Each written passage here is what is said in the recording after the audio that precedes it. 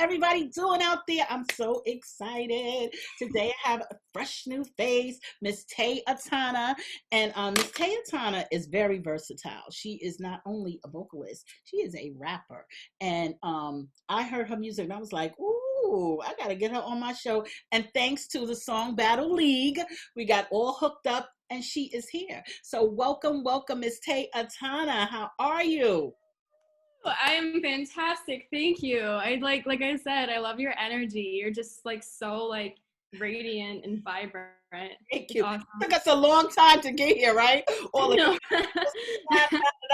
oh my God. One day I totally forgot. I never forget. I was like, oh my God, I was supposed to have an interview. But anyway, we are here. So how are you doing tonight? What are you doing? I'm good. I am preparing for my show tomorrow in Miami. I flew out here. I'm kind of like relaxing a little bit. I got an Airbnb, so I've just been preparing a little bit, rehearsing. I went shopping, which I never do, and I spent too much money on clothes, which I never do either. Like I normally like don't go shopping that much, but I was like, oh, like just so I don't know. I got like a new sweatshirt, and I got like some other things. They're over there, and I'm gonna like figure out what I want to wear tomorrow at my show, and probably just return whatever I don't keep. So yeah, but I'm excited. Oh, she's like, no, don't return that shit. Can't do that. Like, if I buy something, I usually love it unless it doesn't fit. Like, I can't like return it. Like, if I love it. Well, I just like don't want it to. I didn't want to go into the dressing rooms at the place I was at because there were so many people. And Miami is actually like the #1 epicenter in the world right now for COVID. So like, I don't want to like wake up tomorrow and then like be sick and like not be able to perform But or get other people. You had your mask on, Tay. Yes, I have two. I actually have two masks. I have a regular like blue one that like the doctor, whatever you call it. Is there like a certain name for those masks? Oh, like medical mask. No, I don't know. Yeah, and then I have this like army bandana mask thing that I've been wearing a lot that I'm actually trying to incorporate into my outfit. So all the clothes that I got today, I like tried to make sure that like, okay, if I wore this like camo like bandana, it won't look good, whatever. But we're gonna see. We're gonna figure it out. How did you get involved in this competition? Tell me about it. Yeah, so I was in Utah for a while, and I've just been like traveling actually like a lot this year throughout the country. So I don't know, it's actually been like an interesting year. But when I got back to Massachusetts, one of my friends who lives in Miami, he told me about this like contest, and I was like, oh, like I mean, because there's so many contests going on all the time, and normally most of them are virtual. And it's ironic because I'm actually a music producer as well. So I spend a lot of time kind of like staring at a computer screen. So doing like virtual contests isn't really appealing to me anymore since I spend so much time like already like looking at a screen. It's just very draining for me. But he told me that this one was in person and the winner gets $5,000. So I was like, all right, buy my ticket now. See you in a bit. So yeah, I flew down to Miami and I stayed with my friend for a couple days for the audition, and I like literally didn't even rehearse for the audition because I didn't have time to. And I went to it's this recording studio. They're like these philanthropists, and I think they're the kind of people that like Nipsey Hussle was in a way, kind of where they just give back to the community, Absolutely. you know, with their money, which is actually kind of what I want to do someday. Like when I have money, I really want to like give back because that makes me actually feel better than like just like buying shit normally. So yeah, they're putting this show together. And then yeah, I had my audition. They're like, all right, see you in the next round, whatever, final round. So I flew back to Massachusetts because of COVID, they shut down the original venue they were gonna have it at. So I was like in a gray area for a long time, just like waiting, and like I was kind of anxious because my financial situation wasn't like the greatest at the time. So I was like, oh, where's my money? So yeah. So but no, it ended up working out perfectly because they finally gave everyone the date, you know, everyone who's performing. So I flew down to Miami. It was like 2 or 3 days ago, and I ended up meeting some like really cool people on the airplane too. That like it's like one of those things you feel like you're supposed to meet people for certain reasons, kind of thing. Absolutely. So I met Yeah, so I met these really cool people on the plane that also do music as well. And then yeah, so then my show is tomorrow, and yeah, so I'm just really excited. That's So what's the name of the show? I don't even know the name of it. Wait. Is it going to be like streams anywhere? Strings? Streamed? Like, are they going to Oh. I was like, what does she mean string? stream? Um I think that well, I got a videographer, so I'm gonna have my performance filmed, and I'm actually vlogging like before and after my performance as well. But I'm not sure if it's gonna be streamed. If Oh, it is, though, I'll oh, let you that's the listen. That's really real. I hope to do that once this pandemic is over. I really hope to do a showcase. know. I was telling my one of the guys I work with. I said I'm gonna start a GoFundMe for art, Yes. and then we're gonna have a showcase, and that's how I'm gonna give money away. And he was like, "Hey, you think so?" I said, "Yeah, why not?" I mean, I know people that would put into it because you have good artists that's they can't perform now. They can't, Yeah. most of the artists that come on this show, they Mhm. have stuff like you. They have videos, Yeah. they have music on YouTube, they have music on Spotify, they're doing their thing, so it would be nice because it takes a lot to do that. Then you put out your money. So, it would be nice to make some money back. So now, Tay, tell us your story. How did you start performing how did you get into music? Oh my gosh. Wow. Because like, so basically, fun fact, I guess, to answer this question. I read in my baby book, my mom, she like wrote down like my baby book. I saw it on a page when I was 2 weeks old. I already started singing. Like I would like hum like little melodies, like obviously not like singing notes or like singing words, but like I would like hum little melodies like since like 2 weeks old. And then when I turned 5, I started playing piano. And like I always loved art. I didn't know like at that age that like I wanted to like do what I'm doing now. I actually, when I was younger, wanted to be an ice cream truck driver because I wanted free ice cream. So I didn't think that I was gonna get into the music industry because I just really wanted a freaking ice cream truck, and that was it. Like That's so funny. yeah, like because I love like the SpongeBob popsicles and like the Ninja Turtle ones.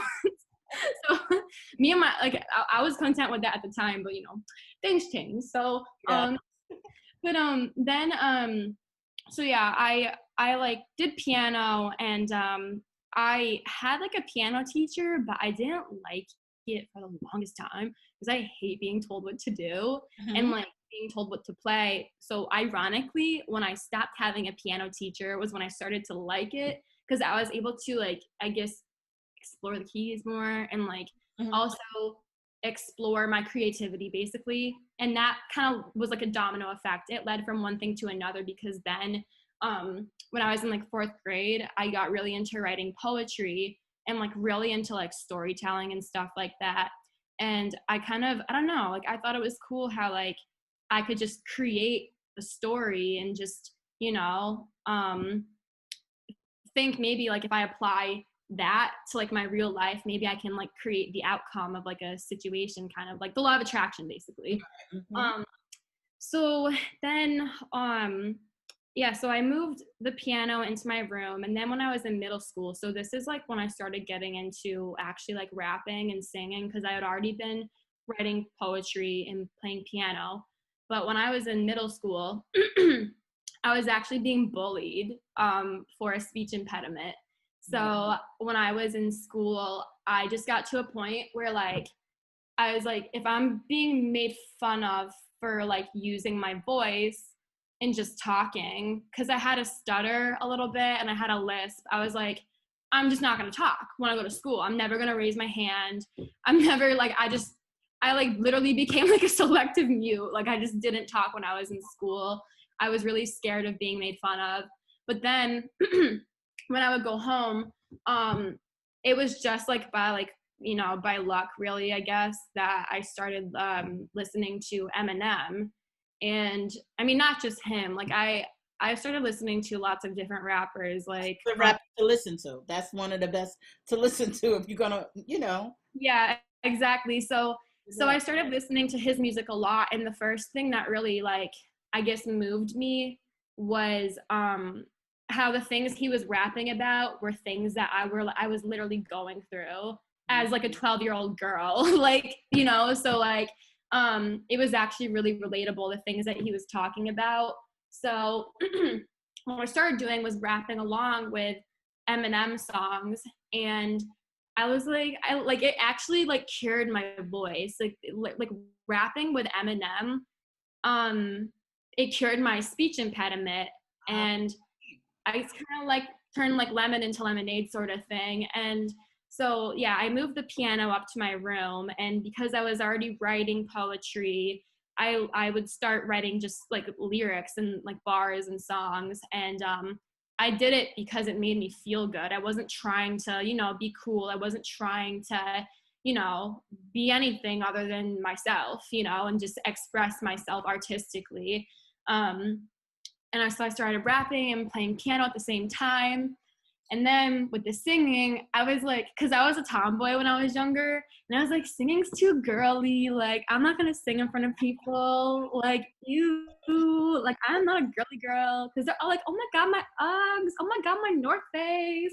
Guys, look at my hair that I straightened. And I was just like, yo, I got sweatshirts and like sweatpants and like these little kicks. Like, I'm good to go. Like, give me a basketball. Like, that was it. Right.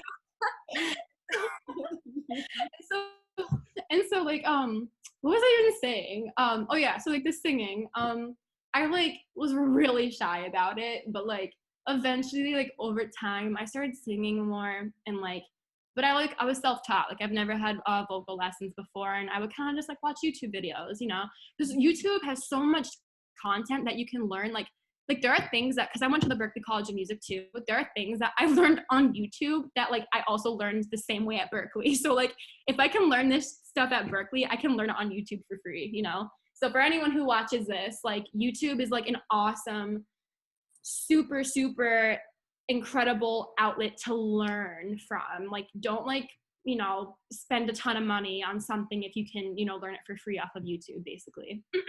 You are absolutely 100% right, because let me tell you, I tell artists, I had some artists that I had in high school, and I was trying to teach them breathing exercises that I learned because I was a young singer. Before I decided to do management, of course, I was singing and all kind of stuff. The things that I paid to learn, you can find on YouTube, just like you said. Right. So, yeah. Go to YouTube. They have people that's giving you stuff for free. You can take all these lessons. Myself in this pandemic, I picked up the piano and I went and ordered me a whole keyboard. Now, I haven't been taking a lot of lessons. In the beginning, I did, but it's from YouTube. Yeah. You know, yeah, so exactly. You're absolutely right. You're absolutely right. A lot of content on YouTube. So now you're rapping and you're singing. Yeah, so finally. How did you decide you were going to perform? What was your first performance? My first performance, well, that's like fast forward actually quite some time, because I decided, I think when I was like 15 or 16, I was like, all right, this is what I want to do. Wow. I hadn't had my first real performance as like Te Atana until my 21st birthday, which was last year. Yeah, 2019 on March 30th. That was my first ever live show. I literally went from like, because when I used to live in Connecticut, and that's when I kind of started getting into like, all right, this is what I'm like supposed to be doing, not just what I want to do. I really feel like purpose behind this, and like teaching people to turn their pain into passion and turn their passion into purpose, basically. That's like my whole thing that I'm trying to do. And so I literally went from like having like a karaoke microphone and like looking at myself in the mirror and like performing and like pretending there are people in front of me to, like I didn't have my first live show until I was 21. And then that turned into opening for Megan Thee Stallion like months later, you know? So like, you open for, right? Okay. Yeah. So like, yeah, that was literally like my second show that I opened for Megan. Don't know how it happened, but like I said, I'm a firm believer in the law of attraction and just like creating things with like your mind, and your imagination's real. It just, what you're thinking about, you just haven't experienced it yet. Either A, because you don't believe it hard enough, or you're like holding yourself back, or maybe you're just not ready, you know? So, You are so wise for 21. Are you sure you're 21, 22? You are so wise for 22. Oh my God, Tay, you're really, really wise. You know, like to hear that from a young person is, Yoda. but it's all true though. It's all true. It's very true. Yeah, I wish more people knew about it. So I'm trying to talk about it as much as possible these days when I meet people, because I think like some people, they're like scared. They're worried about what people think about them. But with everything going on in the world right now, I feel like it needs to be heard. And I'm not the only person talking about it. You know, there's other people like me that are doing the same thing. It's time for people to get over their fear of being judged and be like, yo, like what makes me happy? You know, you got to do what makes you happy. And like, if people don't agree with what you have to say, or they have, you know, a contradicting opinion, Mm-hmm. you just have to remember they're basing what you're saying off of their experiences and their current mental state. So just keep on doing you, and don't do okay, I have a saying, don't do it for the gram and don't do it for the fam, do it for you. So that's it. I'm gonna steal that. I'm gonna put that on a shirt. Don't do it for the gram. Credit me. I'll put your name at the bottom, so I would like, okay, let me write it down again. Don't do it for the gram, right? Yeah. Don't do it for the gram and don't do it for the fam. Do it for you. Okay, I got it. I'm telling you, I'm gonna put it on a shirt, and then I'm gonna put your name at the bottom. Like, what the heck? How did you get to open for Megan Thee Stallion? So there were like a few other people that did actually. It was because I used to be a club promoter in Boston, and so I met like a ton of like different promoters through the city. And then this one kid, he was like, "Hey, do you want to open for Megan Thee Stallion?" And like I just like happened to like know him, and I was like, yes. So it was, like I said, just through networking basically. And knowing the right people, and just making connections basically, and building relationships is very important. Building like those relationships, so then that way you can get those opportunities, and you can get people to, you know, just, you know, give you these opportunities. Absolutely. Basically. So, yeah. So let me ask you something. So now rap, and because you do both in your music, in all your songs do you do that, or just some songs do you rap and sing? Or So there are some songs that I just rap in, and there are some songs that I just sing in. And I'm actually like lately, because you know, at the end of the day, it's a business, and you know, if I want my music to, I guess like, or if I want to grow the right kind of like fan base, I feel like I kind of have to have not like a theme, but like, you know, like a certain like brand. And so I've been kind of confused lately, because I feel like my versatility has been like a blessing and a curse at the same time, because I can do like rap and like hip hop, but also I can do like pop, like Taylor Swift, Billie Eilish kind of stuff, like Ariana Grande. So I do a lot. I do a mixture of everything, kind of. There are some songs that I sing the hook on, and I rap the verses, or vice versa. Literally, like, yeah. So kind of like a mixture of everything. you know, Tay, the industry is changing, and that's what they've been telling artists for years. And I'm not, you know, I can't say I made a whole lot of money in the industry, but I'm saying that sometimes it takes a person to change the industry, because the industry will tell you that they want to pigeonhole you to, oh, you got to be pop, or you got to be rap, or you got to be this, or you got to be that. No, like we had Cardi B to show us, like people could do all kind of stuff. I mean, I'm just saying how she came in the industry and just blew it up. It can happen. So sometimes you might just have to stick to your guns, because you rap good, you sing good. I could see you going from R&B to pop. I'm working on an R&B track right now too. I can see it. Yeah. You know, I just love music. I just love everything about it.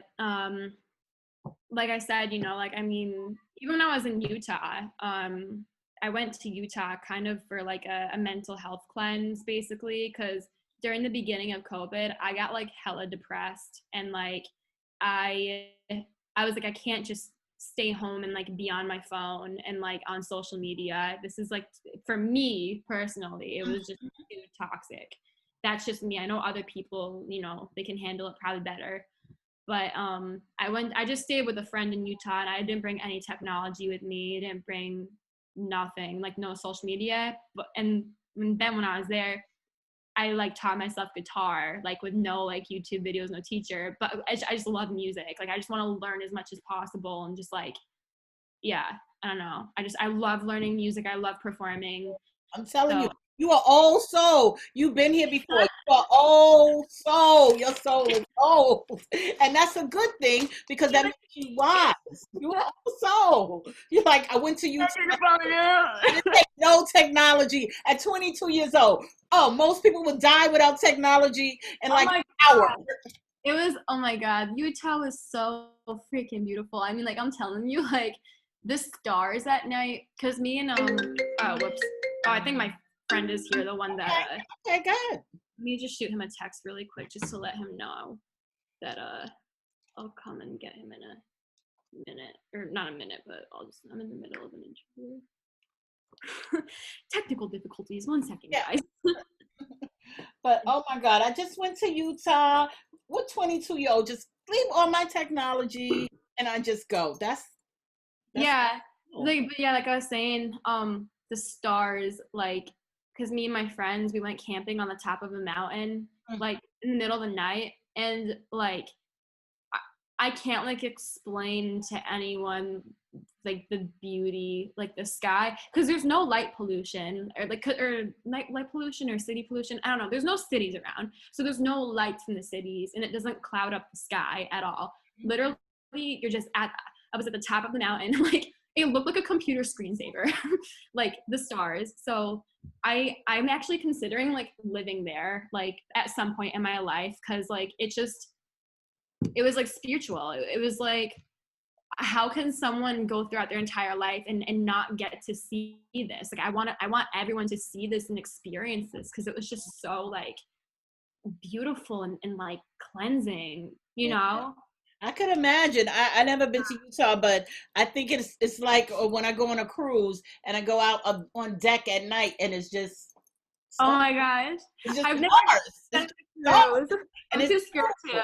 it's beautiful. Like you just sit there and you go like, oh, water. You don't even see the water because it's black and stars. Yeah, I get it. I get it. That whole relaxation thing. That it's beautiful.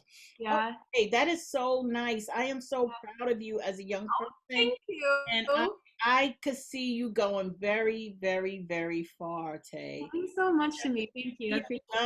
Stick to what you believe, because things changed in the industry. They changed and they didn't change. But young people have more control, it seems like now, of their music, what they want to do with it. What do you want to go with your music? What do you want to do? What in your heart do you want to do you think? With my music, I want to be the person that I needed when I was like 12 years old, when I didn't really have anyone to talk to. I want to be a positive role model for kids, especially, which I know, because I know I have some music that isn't really necessarily like age appropriate for like 13-year-old girls, but I want to, motivate people and inspire people. Because I don't really like talk about it too much, but I've actually been through a lot of like very difficult challenges in my life, like especially in regards to school, mostly. So I kind of just want to be a voice for kids and be like, hey, like I made it through, okay, I'm strong, I'm happy, I'm successful. If I did it, and I'm stubborn too, like, they can do it too. And I just want to, be a positive role model to like anyone of any age. I just, want to be a light for people in their dark times. And you should tell your story. I'm going to tell you why. I'm an educator. And let me tell you why I'm learning. Billie Eilish is so popular because she told her story. And Right. kids relate to her, and especially kids who weren't, say, to quote, the cool kids and the latest everything. No, regular kids who struggled, who they could relate to her. I didn't really know anything about Billie Eilish. My Right. students are the ones who introduced me to her. And one time we had to do a video, they had to do an expression video. Like four of them chose her songs. So they can relate to her because of she tells them their pain. She tells them the things that so it makes them feel like somebody else is going. Someone's there, someone cares. Yeah. Yeah, and you need to tell your story because so many so many people get bullied and so many high school is like whack, in a sense, like terrible. Like people are insane. insane. It's like, oh my god, especially like ninth grade is like the worst. Like the girls worst. are ruthless. Yeah, they just it's bad. Bullying, yeah. When they get like in the 12th grade, people settle down. But like the ninth grade, it's a lot of bullying that goes on in a school in so many different ways. And sometimes adults and even professionals, educators don't really get it, and I think that if you reminded me of something. Uh-huh. I said you just reminded me of something when you said that. Even like the teachers, like I just remember like incidents occurring when like girls would like say things to me, whatever, and like teachers like don't even say anything. They like don't report it. Yeah. They don't. It's so it like, and you know what though? I know I'm gonna make a change though in some way, shape, or form because I'm so angry about it. And like I feel like if I weren't angry about it, I would be like, oh, like it happens, like I'm past it. And I'm past it in the sense where it's not holding me back anymore, but like, am I past it in the way where like I'm okay with it still happening to other people? No, I'm not. It shouldn't be happening at all. Like people need to learn how to be compassionate and empathetic. And like, yeah, I get some people just naturally aren't that way, but like, that's why you can teach it and implement it into some, curriculum within education, some way. There's gotta be a way. And like, yeah, I'm very passionate about it. Keep the passion because it's a little girl that's going through that right now. It's a little boy that's going through that right now. That I may not be able to reach them because sometimes it's like older people don't understand, but I'm not that person. If you bully a kid, like don't listen. I'll put you on blast. Like you cannot do that because it happens, and it's hard for adults too because it's a gray line. It's hard for adults. It's got to be right out blatant. For adults to even want to jump into it. But you're right. Keep that passion because you're gonna save somebody. Your story is amazing. Every chance you get, tell your story because your story is amazing, and that's gonna sell you because your story is great. But so how's your parents feeling about you and all this music and stuff? You're young. Oh boy. Well, they're a little like not the most like excited about it. I was just talking to them today and they're like, don't get your music stolen, and like there's bad people, blah blah blah, like you've been screwed over before, and like I have, they're not wrong, but it's just like I think they they wish that I just took like a different path in life. Like I think they wish that I was kind of like more like, I don't know, like doing nursing or like being something different. I don't know, like so yeah, they're not like the most supportive, but like they're not like hating on me. Like they like my music actually. Like they actually really like it a lot. They know I'm talented. I just think because like I haven't blown up yet, they don't really like see what I see in terms of belief exactly. But like I'm at a point now where more things are happening, and like there's actually more things happening behind the scenes that I can't talk to anybody about, like not even during this interview. So I'm happy, whatever it is, I'm happy. Yeah, so there's like really like I'm even like processing like things that are happening behind the scenes because I don't really have a lot of people like streaming my music yet. Like so like I said, like I love networking and meeting people, building relationships. This is literally just a byproduct of doing just that. But my mom and dad, when I buy my mom a new house, then she'll be like, I'm really glad you did that, Tara. Yeah. They're being parents, and they're being good parents. But if you, they don't get it, and it's okay because you're going to show them. But they want you to be successful. They want you to be secure. They want you to be safe. They're doing what parents do. That's what they're supposed to do. You know, what I mean? They're supposed to say, okay, are you going to be able to eat? Are you going to be able to pay your rent? You know, they're being parents. You know, yeah.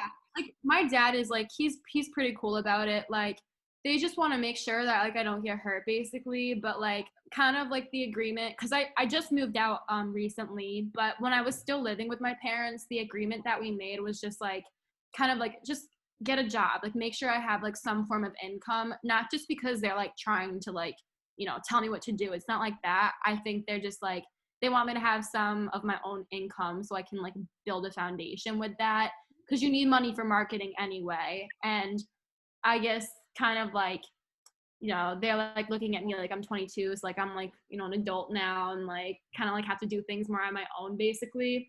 So I mean, but like I said, there's like really good things happening in the background that I haven't even told them about. If I told them about it, they probably wouldn't even believe it until it happens, or I sent them pictures or videos of stuff. So I have a feeling that they're going to be a little teeny tiny bit more supportive, or at least. But Tay, it's not even that they're not supportive. Yeah. Parents are protectors, so they want to see the best thing for their children. So most parents are going to say that, like, oh, you sure? Because they know the music industry can be shaky. But listen, you have it. It's all in your face. It's all in your demeanor. You have it. Okay? I got Tupac. Okay, listen, I love me some Tupac. Don't get me to start crying here. But it's all in you. You have it. You tell your story, and you have the right attitude. You have the right energy that people are going to draw to you. So you keep that. Don't let anybody dampen your energy. Protect yourself in this industry. Yeah. You know, don't fall in love too fast. Protect yourself. Yeah. Don't fall in love too fast, Tay. Because don't fall in love too fast. No, don't fall in love too fast, Tay. I mean, I'm just after the money right now, so don't just be about your career. Don't fall in love too fast. Yeah, because it can happen. Listen, I see you blowing up. You keep me informed. You be like, you hit me a little text like, let me tell you, Miss Brenda. Just keep me informed on what you're doing, because I believe in you. From just our encounter on the phone and texting, your energy, I'm all over the place crazy. And you're like, it's okay. I'm like, I've got myself into a little bit too many things. So I understand. Believe me, I get it. But it's life, and it's good stuff. You know, it's not bad stuff. It's good stuff. Like talking to young artists as yourself. Most of the artists I talk to are young, and I just love it because they bring so much good energy, and I love that, you know. And I'm down for the cause. But I know your friend is waiting for you, Tay. I am so happy we had this interview, and I wish you so much. Let me know how the contest turns out. Send me stuff. Oh, you're gonna stream it. You're gonna put it on your page. So I'm getting videographers, photographers. So there will definitely be videos out. If anything. Rapping and singing. I am. Like this song that I'm doing, I can't even begin to express how freaking excited I am to perform the song. Like it's gonna be awesome. You'll see it. I'll send you videos. You got your outfit together. You got everything together. Yeah. Okay. Yeah. So you ready? Okay. Thank you, Tay. Thank you for the interview. You are a darling. I wish you so much success. Same to you. Thank you. You have a beautiful story. You know, you're a beautiful person, and I think the world needs to hear that. And I think you got it. I think it's. I'm gonna cry. You're making me blush. It's all coming. No, don't cry, because that's that good. That's that good stuff. You know, it's coming. Thank you. Yeah. Well, you let me know, and good luck tomorrow. And go let your friend in. I feel sorry for him. I hope he's not like in the rain. Like I don't think he is. No. Go let him in, Tay. We will talk. We will keep in touch. Okay. Thank you so much for the interview, Tay. Thank you for having me. Oh, you're so sweet. Good luck. Thank you. Bye.